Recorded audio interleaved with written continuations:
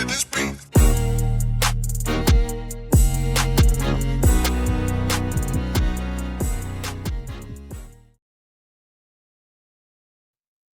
Welcome to another episode. Welcome to another episode of Gamecocks Talk with Captain Will. I am your man, Captain Will. Make sure you like, make sure you share, make sure you subscribe to Gamecocks Talk with Captain Will so I continue to bring that gospel of Gamecocks every single day. Every single day, y'all. And I want to thank you for everyone for tuning in. I appreciate all the love. Thank you, and thank you. Follow me on Twitter, Gamecocks Talk. Follow me on Instagram at Gamecocks Talk with Captain Will. And wherever you get your podcast, you can follow your man, Captain Will. We got to go today, y'all. I said we got a gut one today, y'all. We are breaking down South Carolina versus Georgia. That's going down on Thursday at 6 o'clock p.m. on SEC Plus. South Carolina, three-time national champions, are taking on a upset-minded Georgia women's basketball team. Upset-minded because the line, the last time I checked, was about 30, 35 points. But despite that, it is still an SEC game. It's still an SEC game. It is still a very important game. And we right around the corner, you talk about Greenville and the SEC tournament. Then we're talking about the whole big dance, cutting down the nets. We're talking about a possibility, a chance, an opportunity to go back to back and send Sania Feagin, send Bree Hall, send Sakima Walker on their way to being national champions back to back. Send Tahina Pow back to back as she goes on to the WNBA. It's so special. So this Georgia game is still very important, and we have to play our best. But we can't be going into Georgia, an away game, in their spot, and then talking about we playing Texas on Sunday. Can't do that. Georgia basketball team has their work cut out for them. But surprisingly enough, last year, Carolina just won by 14 points, 70-56. And Georgia was ahead by 7 points at halftime. Oh, yeah, South Carolina came out flat. South Carolina did not play great in this basketball game. Did not. South Carolina shot 44% from the field. Georgia shot 38%. Carolina shot 33% from three. And Georgia shot 36% from three. We had 19 assists. Georgia had 10. Well, what didn't set too right for Captain Will's brain was we also had 18 turnovers. Georgia had 17. Now, in this basketball game, the player of the game, if you will, was Kamilla Cardozo. She had 16 points. She had 16 rebounds. Now, for the players that are still here, you had Chloe played 27 minutes. She gave you 12 points and 7 rebounds, couple of assists. Typical Chloe, okay? And then you had Raven, played almost the whole game. She had 37 minutes, played 9 points, 5 rebounds, couple of assists. Powell played 33 minutes, had 15 points, 2 rebounds, 2 assists. Breezy had 28 minutes, 9 points, 1 rebound, 2 assists. Fulwiley got you 16 minutes, 4 points, 3 rebounds, 5 assists. Fagan didn't play much. She only played 9 minutes, got you 2 points. Tessa didn't play much at all. She only got you 6 minutes and no stats to talk about. This is different. This team is different. There's not going to be a situation unless she is in some crazy foul trouble with Sania Feagin is only playing 9 minutes. Let's be clear with that. It's not going to be a situation unless she is some early foul trouble that Tessa Johnson is only playing 6 minutes in a basketball game. And the stats that I read, they ain't had no Joyce Edwards. No Joyce Edwards. Chloe owes something different. It's different, man. It's different. Carolina's number 1 in the team in the country in terms of net ranking. Still number 2 in that AP poll. That sucks. But we're number 1 in net ranking as a number 1, strength of schedule. 21-1. 9-0 in conference play. Georgia, 9-14. 1-8 in conference play. They're 123rd in net ranking. They have a strength of schedule of 96. Georgia is not a very good basketball team. And we hope to get the opportunity to let them know that they are not a very good basketball team. South Carolina, over the course of this season and through 22 basketball games, it has played very well. Offensively, Carolina has the number 1 overall offensive rating. That's terrific. And the offense seems to be getting better and better and better. And 14th in the country in terms of offensive rebound percentage. We're 14th in assist to turnover ratio. That's so important in being a quality basketball team. Some teams get away with it. Some teams doesn't necessarily have to have a great assist to turnover ratio because of their pace or because they can, their defense is so outstanding. But Carolina takes care of the ball, and Carolina also shares the ball. We're 15th in field goal percentage. We're 16th overall in turnovers. I hear a lot like, yo, we got to take care of the ball better. We do got to take care of the ball better, but not like we terrible, not like we bad. We are really, really good in terms of taking care of the basketball. When there are 362 teams, 362 basketball teams out there, and Carolina's ranked 16th in turnovers, there are a whole lot of teams out there who are worse than Carolina in taking care of the ball. They need to take care of the ball much, much better. Carolina's sitting pretty at 16th in the country. That stat is outstanding to me. We're 30th in 2-point percentage. 2-point percentage, Carolina, with our three-headed monster in the post with Joyce and with Sania and Chloe. They're so great. We're 33rd in assists per game. And it's a whole totality. It's not like one player who dominates the ball and going to get a whole bunch of assists. It's not like that. Carolina don't roll like that. So we're not going to have a Georgia or Moore who's going to get you 7, 8, 9 assists in a basketball game. That ain't happening with Carolina. It ain't going to happen. And if it does happen, that means that we've got into a fast break basketball game, and Raven is lighting it up. 99% of the time, we are going to pass and share the ball, and we can have multiple players getting 3 assists or more. There you go with 33rd in assists per game. We are 44th in the country in free throw percentage.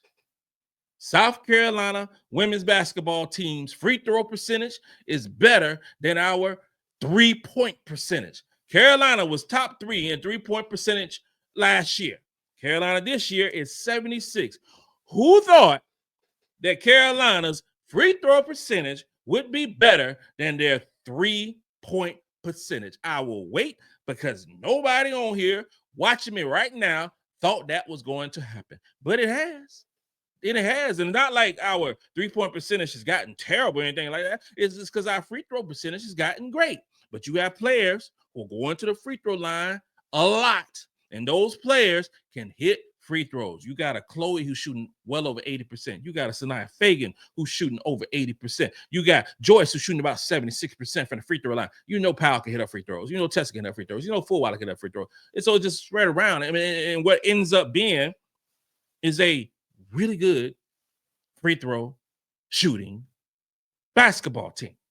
Now we have to discuss the Georgia's defense. We have to. We talk about South Carolina's offense. We have to discuss Georgia's defense, and it's a lot to be. Georgia's defense ain't really good. Let's just say that right there. They're not really good in terms of defense. They are 119th in terms of steals per basketball game. They are, 203rd in terms of 2-point percentage allowed. So you got a Carolina team that is 30th in the country in 2-point percentage in scoring. You got a basketball team like Georgia who is 203rd in 2-point percentage allowed. That means that we're going to have multiple players playing very well in Thursday's basketball game. It just plays out like that. It just plays out that. And we have the 9th overall offensive rating, and Georgia's defensive rating is 224. So it is not going to be you are what you are. and you're 9-14 for a reason. You're 1-8 in the conference play for a reason, and it's, defensively, and they're not very good. And Carolina's very good offensively. 233rd in terms of field goal percentage allowed. That's not good. That's bad. And Carolina is 15th overall in field goal percentage. This basketball game is stacking up very well for us offensively. And I love that. I love that right there. I love it. And 3-point percentage allowed, they're bad at that too. So you have a basketball team like a Georgia who is giving up really about 313th in terms of 3-point percentage allowed. I mentioned that South Carolina is 77th in 3-point percentage, offense. I think that's going to go up on Thursday. Tessa has been on a mini slump. Watch her break out that thing on Thursday night. Oh, yeah. And it's a great time. Because Tournament Tessa about to turn up. Tournament Tessa about to get loose. Tournament Tessa about to do what she does. Block shots. Even though Georgia has a center who's 6'5" and going to start at player who's 6'3", they're 315th in blocked shots. The defense isn't good. I can't understate that. Carolina plays Carolina basketball. We score upwards of 90 points or more in this basketball game. I expect that. I would be disappointed if we don't score 90 points or more in this basketball game on Thursday evening. I would be disappointed. I'll be disappointed if Chloe Kitts don't do what Chloe Kitts have been doing all season. Through 22 basketball games, Chloe Kitts has been the best player on this team, offensively and defensively. Make no mistake about it. She has been the one. She's giving you 20 minutes per game, 10 points, shooting 52% from the field, 86% from the free throw line. Has found her 3-point range, if you will. 8 rebounds, 2 assists, 1 steal, 1 block, and only 1 turnover in 20 minutes of play. She is 4th in the SEC in defensive rating. That means she's really, really good on defense and should make all SEC defensive team this year. Should. Chloe Kitts is 5th in the conference in offensive rebound percentage. 5th. She's 7th in the conference of defensive rebound and percentage. She's 9th in the SEC in total rebounds per game and 10th in overall rebounds. Did I mention that Chloe plays 20 minutes per basketball game and is one of the best rebounders in the SEC? Chloe has one more year at South Carolina after this year right here. If Chloe played upwards of 25, 26 minutes per basketball game, you would hear more on the national media side about Chloe. But she only plays 20.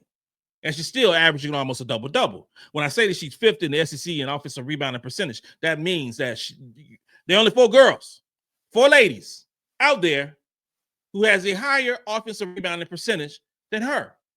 There are going to be some ladies who have more rebounds because they play more minutes. But if you're stacking up offensive rebounding percentage, Chloe's in the top 5. You're stacking up defensive rebounding percentage, Chloe's in the top 7 in the conference, in the vaunted SEC. And still, despite only playing 20 minutes per game, she is 9th in the SEC in total rebounds per game, y'all. Chloe's been special for South Carolina, offensively and defensively. And behind her, overall, number 2 is Sania Feagin. Sania Feagin been balling this year. We couldn't wait to see it, and we saw it, and we want more of it. We want more of it. Sania Feagin, offensively and defensively, giving you 18 minutes per game, 7 points, shooting 59% from the field, 78% from the free throw line, 4 rebounds, 1 assist, 1 steal, 2 blocks, 2 turnovers. She's 6th in the SEC in total blocks. She's 6th in the SEC in blocks per game. She's 10th in the SEC in 2-point field goal percentage. That situation tomorrow, should I say Thursday, where Georgia's defense are going to have to guard Chloe and going to have to guard Sania. Good luck with that. Good luck. Sania Feagin has came into her own and has shown the college basketball world what she can do. Did she play well this past game? No, she did not. To me, it seemed like she was pressing some. Thursday, expect a completely different Sania Feagin than what we saw in the previous game on A day. Now, we're talking about the totality of the season. The third best player has been Joyce Edwards. But in conference play, Joyce Edwards has been the best player on this basketball team. But we doing totality, okay? Totality. Joyce Edwards is giving you 21 minutes per game. She's leading scorer. Giving you 13 minutes, 57% for the field, 74% for the free throw line, 5 rebounds, got an assist, a steal, a block, a couple of turnovers. Joyce Edwards has been great for the South Carolina women's basketball team. And these top 3, and when I'm doing the top 3s, I'm not just looking at score. I'm not just looking at efficiency. I'm looking at defense, y'all. I'm looking at turnovers. I'm looking at the quintessential basketball players. Basketball players, not scorers, not defenders. I hear when folks say a two-way player. What the hell is a two-way player? You are supposed to play defense. It's not an additive. Oh, you got a player who actually might play some defense. Oh, because they just play offense. No. Not in Captain Will's world. Not in my mind. You have to play defense, and you don't get recognition unless you play defense. It don't matter to me if you score 20 points and you give up 20 on the other side. That's even. You ain't that special to me. It don't matter to me if you got 7 assists and also get 7 turnovers. What is that? That's ugly. We don't like ugly. We don't reward bad behavior in Captain Will's world. We don't do that. And Joyce has been great. She's third. She's third in the SEC in field goal percentage. Joyce Edwards, she get the basketball. Within 3 feet of the basket. The ball's going in. It's going in. She's third in field goal percentage. She's a freshman, y'all. Is she 6'5"? Is she 6'7"? Nope, she ain't at all. But I tell you this right here. Joyce Edwards got the best post moves in college basketball. She is so fundamentally sound. She is so old school. She is 1984, 1985. She is Kevin McHale sprinkled in with some. I just love it. I love watching her play. It just makes me smile. Seeing Joyce or Edwards with the basketball in the paint. Her moves are almost unstoppable as a freshman. Ladies and gentlemen, this is literally the worst that Joyce Edwards ever will be. We got some freshmen out there. And I love how Dawn Staley said, it's not a one player race. Everybody expects that Sarah Strong is going to win the National Player of the Year and all these great things. It's not a one player race. And I love how she said, look at our strength of schedule, because strength of schedule matters. Who you plays matters. So, but you got some terrific players out there. In the SEC, you got Michaela Blakes, who scored 53. Is Joyce Edwards going to score 53? She won't score 53. That ain't going to happen. Not on this basketball team. But what she going to give you? She's going to give you an 8 for 11. She's going to give you a 9 for 12. She's going to give you numbers like that. It's going to be on a consistent basis. She's a bucket getter. Sometimes I wish that Joyce played 30 minutes for basketball game. I do. And see what kind of stats she put up. There's some great players in the SEC and over the whole landscape of women's basketball. And Joyce, the way she's playing, the way she is leading this basketball team in scoring, and I'm so sick and tired and sick of people talking about, oh, how many bench points we getting? How many bench points we getting? Y'all can really miss me with that. That whole national media thing, y'all can miss me with that crap. I don't care about this whole bench thing with South Carolina doing this and that. First of all, we don't have a bench. Just stop the narrative and with the whole bench thing. Carolina don't have a bench. We got starters. Everybody's a starter, okay? Everybody's a starter. And if you talk about real talk, you go from 1 to 8. 1 to 8. We just talk about 1 to 8, and we talk about, Breezy, Powell, Raven, Chloe, and Fagan. 5. Then you talk about Tessa, Joyce, Fulwiley. That's 8, right? Then you trickle down to Maddy, 9, Dauda, 10, Adhel, 11, Sakima, 12. Just bear with me for a second. Who is the bench? Who is the bench? Because Joyce averages more points in a conference play. She's getting quote unquote starters minutes. MiLaysia is the second leading scorer in this basketball team. She's getting starters minutes. Tessa is getting starters minutes. So who is the bench and who is the starters? Who cares? I can care less. But I hate when they keep putting up that stat because it's trying to say like our starters suck or whatever like that. Our starters do what they're supposed to do. Our bench do what they're supposed to do. If you're going to break it down like that, at the end of the day, you have multiple players. You have 8 players on this basketball team who are playing 18 minutes or more, capped out at about 25, 26 minutes. Everybody's a starter. Everybody. But Georgia, in their deficiencies on the defensive end, got to deal with these 3 players. How are they going to do that? They got Maya Verse. Maya Verse is 6'2". She got a defensive rating of 90. That's solid. She's going to give you about 20 minutes of play.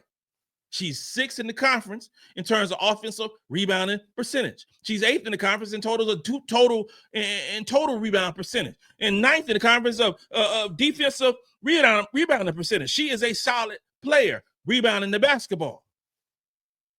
She got to deal with probably Chloe. She got to deal with Chloe. And she's in Verse is a good offensive rebounder. She's a good defensive rebounder. But she's going against Chloe, who's one of the best too, and who also can score the basketball. Good luck. And then you got Fatima, 6'5", got a defensive rating of 97.8. She's gonna give you about 22 minutes a game, but her stats is really minuscule. Her job on Thursday is to limit Sania Feagin and to limit Joyce Edwards. It's not a situation, oh, she's 6'5", we got to put somebody 6'5". No. We ain't got to do that. We got to do that. Play how we play. This young lady will probably be in foul trouble early because Fagan going to do what she does and Joyce going to do what she does. Good luck. And then you got Mia Woolfolk. She's 6'3". So they're going to start. They're going to, they're going to run 3 guards, 2 posts, right? Woolfolk is, 6'3". She's going to get you about 20 minutes. So they're going to, 20 minutes. They're going to rotate.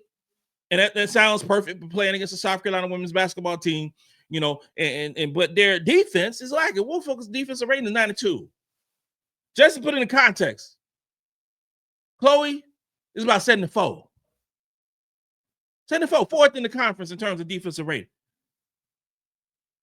Their best chance of slowing down our posts is for us to get in foul trouble.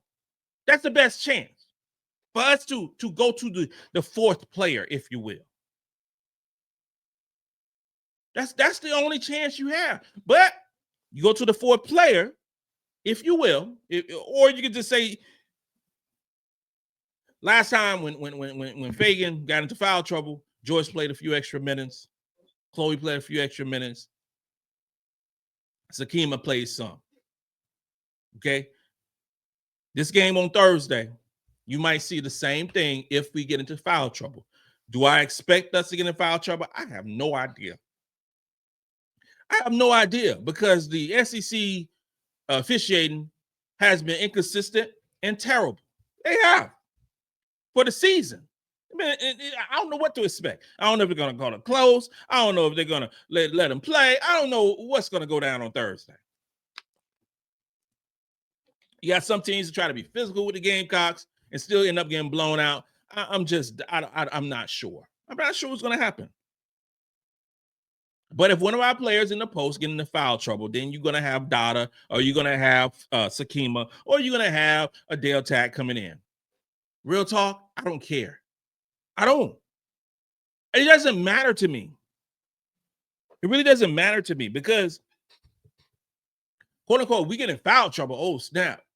If Chloe gets in foul trouble, then that means Joyce got to play more. Fagan gets in foul trouble. Oh, man, Chloe and Joyce got to play more. It really don't matter to me because instead of playing 20 minutes, averaging 20 minutes or 21 minutes, okay, thus player will get 25 to 27 minutes. I'm not opposed to that. I'm not opposed to a Rolls Royce Joyce getting more minutes. I'm not opposed to Chloe doing what she does. I'm not opposed to that. I'm not opposed to country Sania Feagin getting more minutes. I'm not upset with any of those scenarios because our 3 5-star recruits are better than what you have in the post. Those are the facts. That's Georgia. That's LSU. That's Texas. That's whatever team in the SEC you want to name. Oklahoma, and Oklahoma has fell off tremendously. But whatever scenario you want to put down, our 3 post players that Carolina has are better than yours. Georgia offense, somebody got to score the ball. And when you're talking about Georgia, Asia, Abinger, a guard, going to give you about 34 minutes.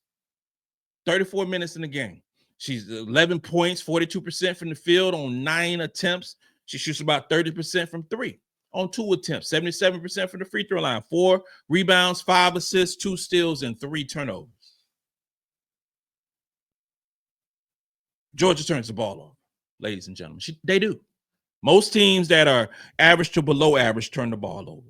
Trinity Turner, another guard, 33 minutes, 12 points. She's going to take the most shots. She's shooting only 34% from the field, but she's going to take 14 of them. She's going to shoot, 4 attempts at the 3-point line. Ladies and gentlemen, she's only shooting 28% from 3. She's going to shoot that thing, 73% from the free throw line, 4 rebounds, 3 assists, 3 turnovers, couple of steals. The final guard we're going to talk about is Damari Flournoy. 30 minutes, 13 points. She's their designated shooter. Those 13 points, she's shooting 39% from the field on 11 attempts. She's shooting 41% from 3 on 6 attempts. Couple of rebounds, couple of assists, 3 turnovers, 1 steal. The 3-guard lineup that they employ averages, and this is with a 95th ranked strength of schedule, average 9 turnovers per basketball game. They play the South Carolina women's basketball team, one of the best defenses in the country, okay? There's going to be some problems. There are going to be some problems, some repercussions. There's going to be some furniture moving going down in Athens, Georgia on Thursday. They got to take care of the ball. Now, you saw Raven Johnson have 6 steals, and MiLaysia Fulwiley had 3 steals the other night. There could be a same situation on Thursday with these 3 guards because they playing a ton of minutes, 34, 33, 30 minutes. What's going to happen when they get tired? You have a situation where Raven get 3-4 steals again and Fulwiley get 3-4 steals. And people are going to start watching that, looking at those guards, because I've already said, I already told people that MiLaysia Fulwiley right now is a better defensive player than she is offensive player. And I love me some Lay. Y'all know I love me some Lay. But on defensive end, that girl is legit and special. And she ain't being talked about enough as being a wonderful, great defender. She ain't being talked about enough.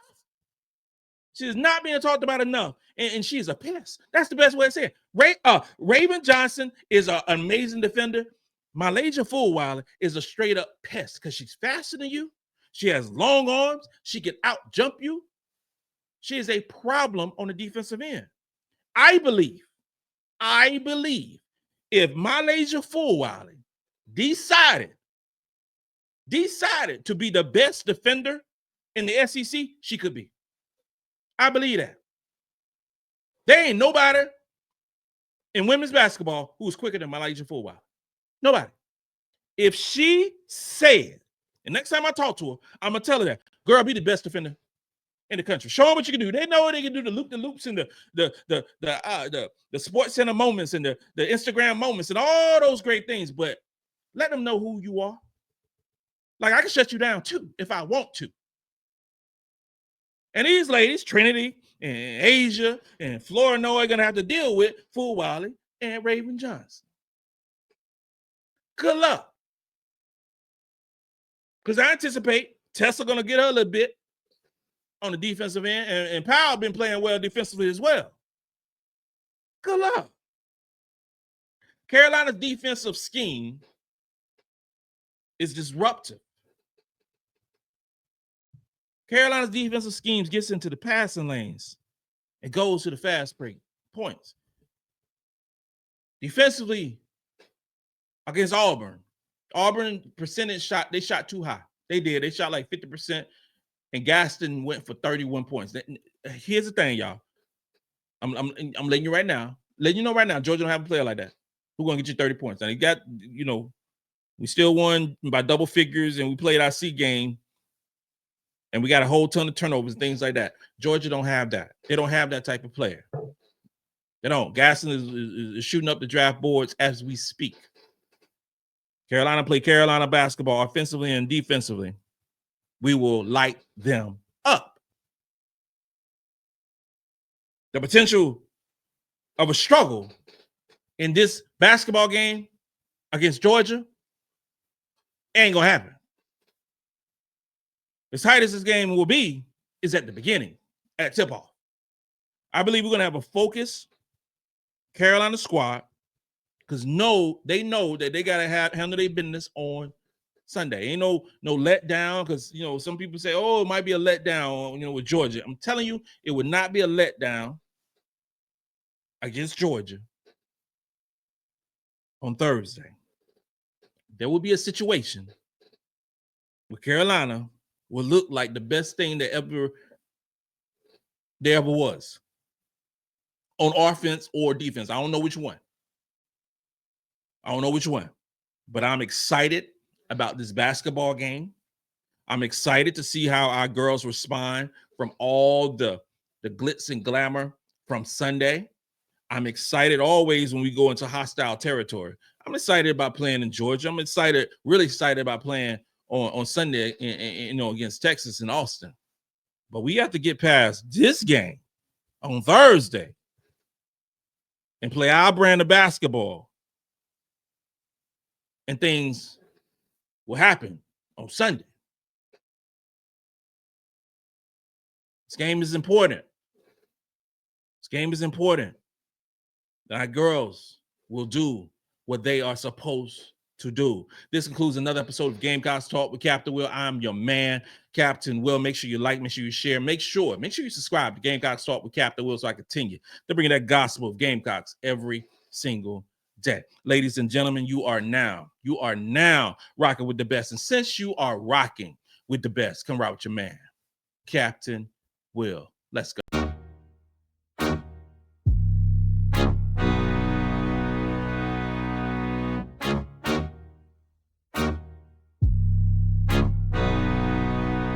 Oh, J-Rock did this beat.